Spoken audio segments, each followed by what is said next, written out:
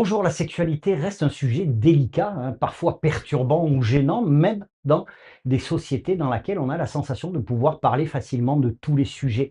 Et lorsque l'on rajoute la notion de handicap à ce sujet de la sexualité, on peut être très vite perturbé. D'ailleurs, pendant très longtemps, on n'a pas parlé ouvertement de la sexualité des personnes en situation de handicap. C'est ce sujet délicat, mais passionnant, que je vous propose d'aborder aujourd'hui avec mon invité exceptionnel, hein, direct du Québec, Suzy Matteau. Bonjour Suzy. Bonjour. Suzy, déjà, c'est très gentil, hein, de vous être arrêtée chez moi, là, à Limoges, parce que vous faites une série de conférences. Et je remercie d'ailleurs les partenaires, hein, qui ont fait vous ont fait passer, hein, la demande. Vous êtes sexologue au Québec, spécialisé dans l'intervention sexologique auprès des personnes autistes et ou en déficience intellectuelle. La relation entre le handicap et la sexualité est difficile à aborder pour beaucoup de gens, en fait. Oui, vous avez raison, et pas juste avec le handicap. Donc, la sexualité nommée de façon simple, explicite, auprès de tous est difficile. Alors, on sait que l'éducation à la sexualité en scolaire a toujours été un enjeu, faire l'éducation à la sexualité pour ses enfants, et là, on ajoute la notion de handicap comme complexité plus grande. Sur la thématique de la sexualité et du handicap, c'est la perception des parents, parfois, hein, qui est à l'origine de tout. Heu, Là, on parle des croyances des parents, de leurs émotions, de leurs expériences, de leurs sources de savoir. Heu, En fait, il faut arriver à aller au-delà de tout ça. Oui, mais la première étape, c'est en prendre conscience. Donc, chacun de nous, qu'on soit parent, intervenant ou accompagnant dans différents rôles, quand vous dites on a nos croyances, c'est que moi, je visuel, on a la tête qui sont les pensées, les croyances, les connaissances. On a au niveau affectif les émotions, puis on a les sensations du corps. Chaque personne a son expérience de la sexualité, puis le parent particulièrement est habité par son expérience, son univers de la sexualité. Puis là, vient pris avec la sexualité de son enfant à difficilement distinguer qu'est-ce que je vais aborder avec mon enfant sans me dévoiler. Parce que là, il y a cette confusion-là entre la sexualité du parent et celle de l'enfant. Justement, il faut arriver, hein, c'est vous qui me l'avez dit, il faut arriver à faire la distinction entre les 3 sexualités. La sexualité en général, la sexualité des parents et la sexualité de l'enfant. Comment vous voyez ces 3 points-là? La façon dont vous le formulez, ça donne l'impression de théorie. La sexualité du parent égale quelque chose. Je vais le reformuler plus simplement, ou en tout cas traduisant mon idée, c'est que c'est 3 bulles. Il y a la bulle du parent, son espace, son histoire, ce qui est sa sexualité et son intimité. Celle de son enfant qui va être distincte de lui-même versus quand on aborde la sexualité à la troisième personne de façon neutre. Des adolescents peuvent vivre telle chose, des jeunes filles, des jeunes garçons, des adultes. Quand on est dans la sexualité neutre, on est dans un descriptif. On est dans de la connaissance et des repères, puis on préserve les bulles de chacun. Quand ça, c'est bien distingué puis bien compris, ça permet de parler de sexualité sans se dévoiler, sans partager toute son histoire comme seule source de connaissances. Et c'est là qu'il défie des parents parce que ce qu'ils connaissent de la sexualité, c'est beaucoup leur histoire personnelle.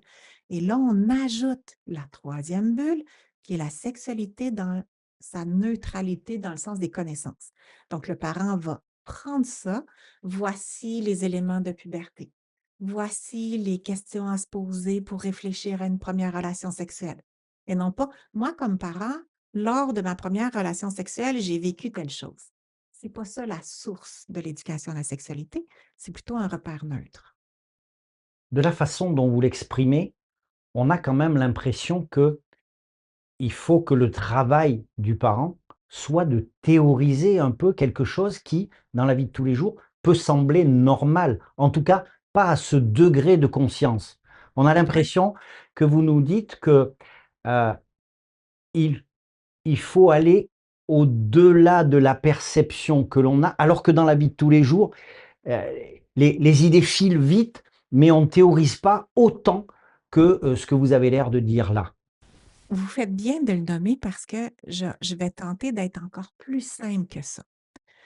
Si on prend l'exemple de la première menstruation, les mères, en général, se disent confortables pour informer sur la première menstruation, mais pas sur les premières érections. Elles sont des femmes, elles n'ont pas d'érection, elles ne savent pas quoi dire. À l'inverse, les pères vont dire, ben moi, je suis plus à l'aise de parler d'érection que de menstruation, je ne connais pas les menstruations. OK. Si un parent, parent mère qui a un enfant fils, c'est pas de son histoire personnelle à la mère qu'elle doit faire. C'est un enseignement sur les changements corporels à la puberté, par exemple. Donc, il y a des ouvrages, puis quand je dis des ouvrages, là, je ne parle pas de briques, je parle de livres d'éducation à la sexualité pour les jeunes adolescents. Allons voir. Donc, dans le livre d'éducation à la sexualité, il va y avoir un schéma, une explication du vocabulaire très simple et très adapté. Donc, ce n'est pas l'expérience de la mère qui est transférée à son enfant, c'est une connaissance neutre des changements à la puberté. C'est valable pour son enfant fils, mais c'est valable pour son enfant fille aussi. Donc, c'est là où c'est pas outrepasser, mais dépasser sa simple expression, sa simple expérience. Je vais me permettre un exemple, l'alimentation. On ne se casse pas la tête avec l'alimentation. Les parents sont très à l'aise. Pourtant, les parents ont leur expérience. Ils ont eu une éducation alimentaire. Ils ont des préférences de saveurs alimentaires. Mais quand ils enseignent l'alimentation à leurs enfants, ils vont parler des groupes alimentaires, des produits qui sont sains ou qui sont malsains, la malbouffe, la bouffe saine. Puis ça, ils sont à l'aise de le faire sans que ce soit de la théorie. On est d'accord, Suzy, mais dans l'absolu, éduquer ses enfants sur la nourriture, ça n'a rien à voir avec la sexualité. La sexualité, avant même qu'on commence à ouvrir la bouche pour en parler, il y a une sorte de tabou qui se met en place. La nourriture, ça a l'air tout simple et en plus on a l'impression, peut-être à tort, que c'est cette forme d'éducation est transmissible par tout le monde. Alors que dans la sexualité, je me faisais la réflexion en vous écoutant. Ouais. Premièrement, ça veut dire qu'il faut que le parent lui-même ait la conscience d'une transmission. Et deuxièmement, heu on pourrait faire l'expérience, mais si on va dans la rue et qu'on dit aux gens: «Est-ce que vous êtes d'accord pour qu'on vous parle un peu de sexe ou quoi que ce soit?» tout de suite, on y met des images dessus qui n'ont rien de pédagogique, qui n'ont rien vous voyez? C'est pas tout à fait la même, barrière à franchir, à la fois pour la personne et puis pour celui qui écoute. Si on va dans la rue puis on dit aux gens, puis on dit on va parler de sexe, c'est pas la même chose que si on dit on va parler de sexualité. C'est vrai. Mmh. Donc, sexe réfère à du génital, à de l'activité sexuelle. Sexualité étant beaucoup plus large. Puis vous avez raison, quand on parle de l'alimentation versus la sexualité, il n'y a pas les mêmes tabous, il n'y a pas la même charge émotive. Quoiqu'au niveau de l'alimentation, ça pourrait être intéressant d'explorer la charge émotive. Mais bon. Mais je le nommais à titre de guide.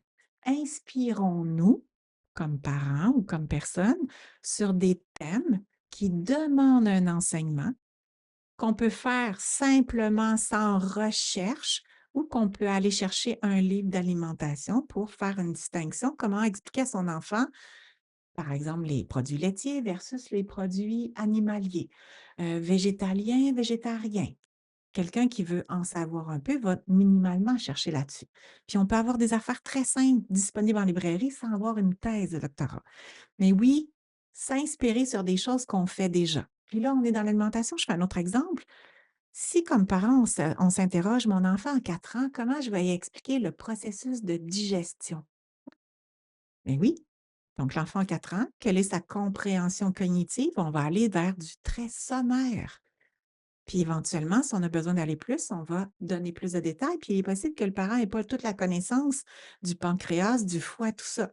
Ah, un livre d'anatomie pour les enfants de 4 ans, partie extérieure du corps, partie intérieure du corps, on a la réponse là.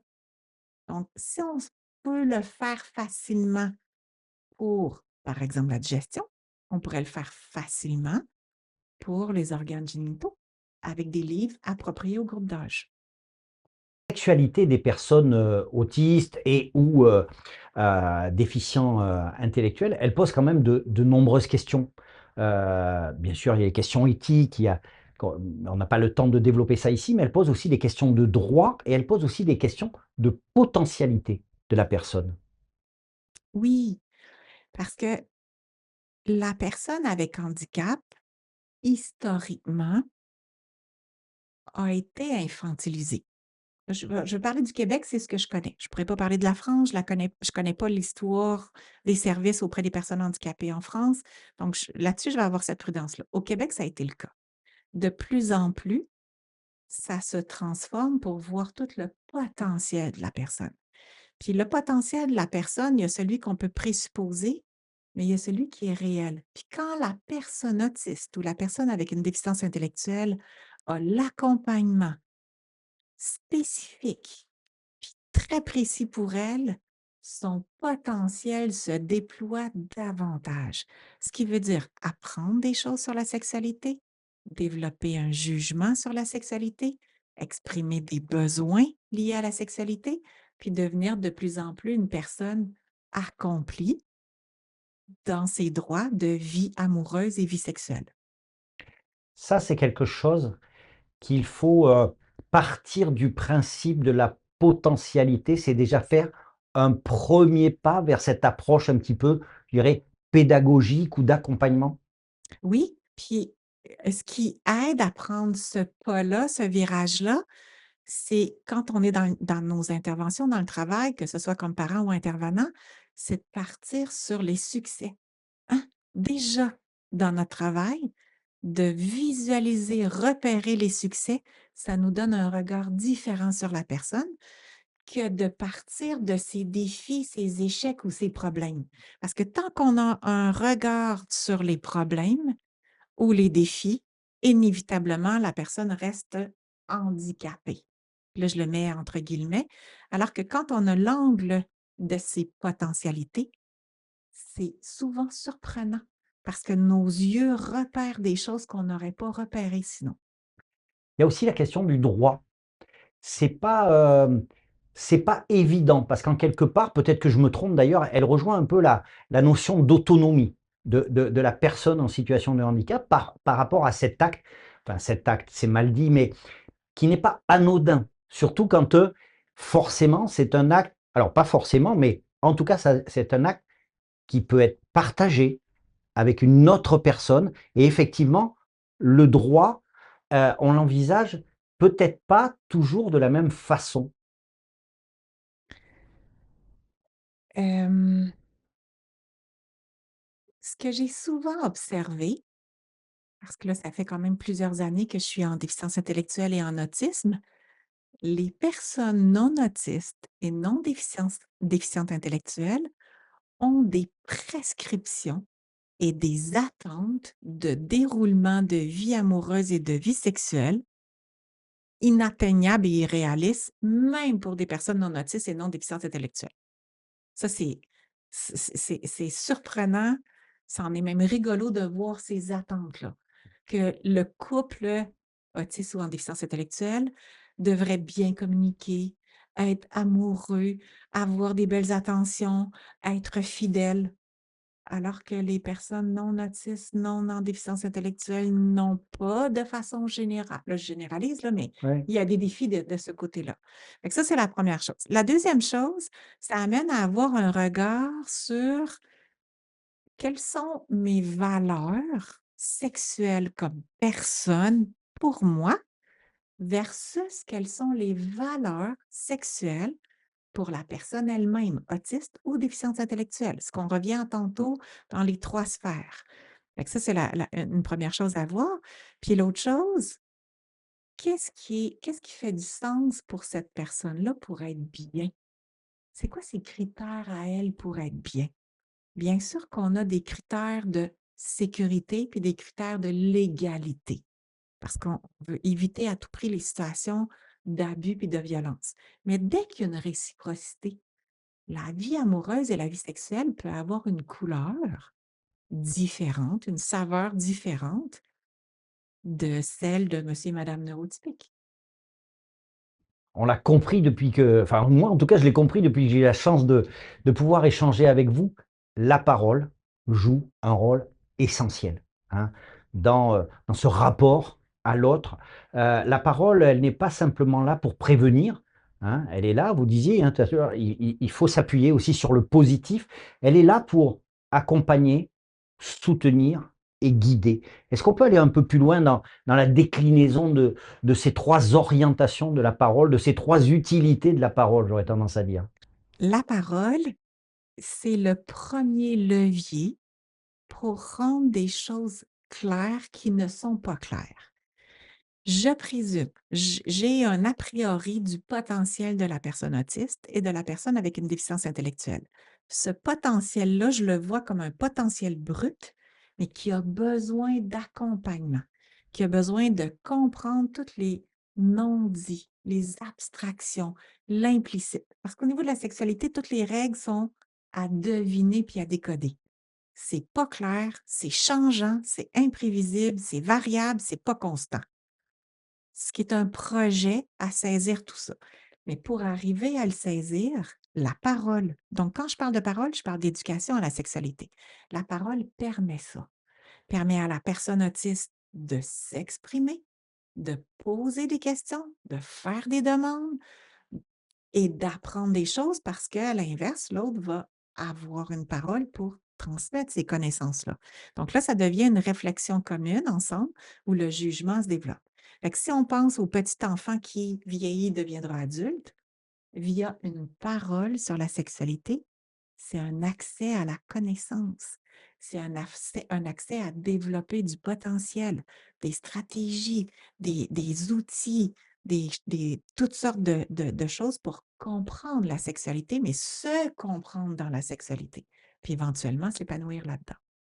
Alors c'est intéressant ce que vous dites parce qu'en France, quand dans le champ du handicap, on a souvent tendance à dire que ce qui profite aux personnes en situation de handicap, de toute façon, ne peut profiter qu'à ceux qui ne sont pas en situation de handicap. Et quand je vous écoute, je me dis que finalement, la relation pédagogique à l'enfant, qu'il soit autiste ou non, en déficience intellectuelle ou non, eh ben, en fait, c'est tout bon. Simplement, il faut savoir le dérouler et utiliser la parole aux bonnes fins. Oui, vous avez raison, je l'ai souvent observé. C'est que la personne autiste ou la personne avec une déficience intellectuelle a des spécificités de plus dans le traitement de l'information, dans la façon dont elle comprend les choses, qu'elle les capte, d'où cette parole explicite-là encore plus importante. Mais oui, c'est aussi important pour un enfant sans diagnostic ou une personne neurotypique. Fait que vous avez raison. Puis quand on offre ça, cet enseignement-là explicite, on a des gens qui se déploient, donc qui s'autoprotègent, qui rentrent en relation avec les autres, qui sont plus ajustés, qui ont plus de jugement et qui sont plus épanouis aussi au niveau de la sexualité. On l'entend bien, cette notion d'explicite, ça c'est particulièrement important. Et d'ailleurs, pour illustrer tout ça, vous aimez bien faire le parallèle avec le code de la route. Oui, en fait, cette idée-là m'est venue en travaillant avec des personnes autistes. Je percevais à quel point elles avaient besoin de repères pour leur propre conduite sexuelle. Hein, conduite sexuelle, donc conduite de voiture.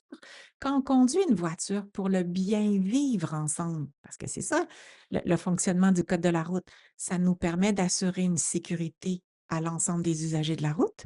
Ça nous permet de se rendre d'un point A à un point B de façon sécuritaire, puis de façon dirigée avec les informations. Quand on est un conducteur de voiture, tout est clair. Les voies à traverser, pas traverser, la ligne autorisée, pas autorisée, la limite de vitesse, les feux de signalisation, ça guide le conducteur. Puis là, je fais un parallèle avec le Québec, parce qu'au Québec, il y a des fois, on a des situations très complexes à conduire la voiture en hiver. On ne voit plus la signalisation. Les bancs de neige cachent les arrêts. La neige recouvre la chaussée, puis on ne voit pas s'il y a une ou deux voies.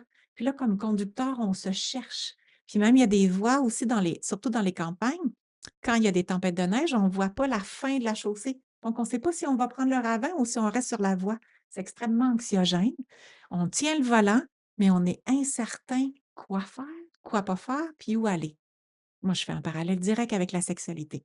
Donc, quand la signalisation routière est claire, la connaissance, la parole, la guidance, des réponses, des stratégies de régulation, mais ça permet une conduite plus apaisée, puis plus en succès.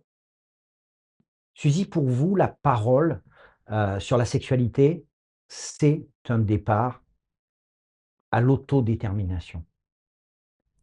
Oui, parce que la parole, je le répète, c'est la base de l'éducation à la sexualité. Puis là, j'entends des gens me dire: «Oui, mais mon enfant est non-verbal». Donc, quand je parle de parole, je parle de communication au sens très large. Ah, puis avec les personnes non verbales, on a des outils de communication où on déploie la parole d'une façon différente que d'une parole exclusivement verbale. Alors oui, ça c'est le point de départ. Puis quand je dis autodétermination, c'est que la parole favorise la connaissance, le développement d'habiletés, le développement de stratégies, de régulation, donc s'auto-réguler, se contrôler, être autonome, faire des choix, avoir au fur et à mesure quelqu'un qui vient nous appuyer là-dedans. C'est tout le processus d'une personne qui se déploie et là, on en arrive à l'autodétermination. Donc, faire des choix pour soi et par soi, mais avec les bons outils pour le faire. Donc, c'est pas du n'importe quoi. J'ai envie de ça, je fais ça. Non, les implications sont mieux comprises, mieux mesurées parce que beaucoup mieux présentées et soutenues. Avant de se quitter, Suzy, il y a des personnes, hein, qui se sont inscrites pour regarder l'émission, qui ont sans doute des enfants ou qui sont concernés par le handicap. Qu'est-ce que vous pouviez leur dire avant de repartir chez vous là-bas, dans ce grand pays? Qu'est-ce que vous pouvez leur dire lorsque la thématique du handicap va se surgir dans leur vie, de parents? En fait, la thématique de la sexualité dans la vie de leur enfant, je vais les inviter à voir les thèmes de la sexualité comme plusieurs petits thèmes dans un grand ensemble. Puis de ces plusieurs petits thèmes-là, il y en a avec lesquels ils vont être plus à l'aise. Puis ils pourraient même déjà se réfléchir à savoir les classer les thèmes plus faciles, un peu moins faciles, puis très difficiles. Puis j'inviterais les parents à plonger dans les thèmes faciles, à se pratiquer à avoir une parole sur la sexualité. Ça peut être avec leurs enfants, quand ils font les soins d'hygiène, par exemple, de déjà nommer les organes génitaux par leur nom simple et juste. Pénis, vulve. Juste ça, c'est un bon exercice. Puis doucement, pratiquer, puis quand je dis pratiquer, c'est s'exercer à avoir une parole, puis le faire, puis s'autoriser à être parfois maladroit, puis s'autoriser parfois à cafouiller, puis c'est pas grave, on se reprend. Ça a l'air, simpliste, mais c'est le processus de quelqu'un qui s'approprie quelque chose. On peut pas être bon du premier coup toujours. C'est à force d'en faire un peu, puis là, on évolue là-dedans, puis on devient de plus en plus à l'aise à le faire.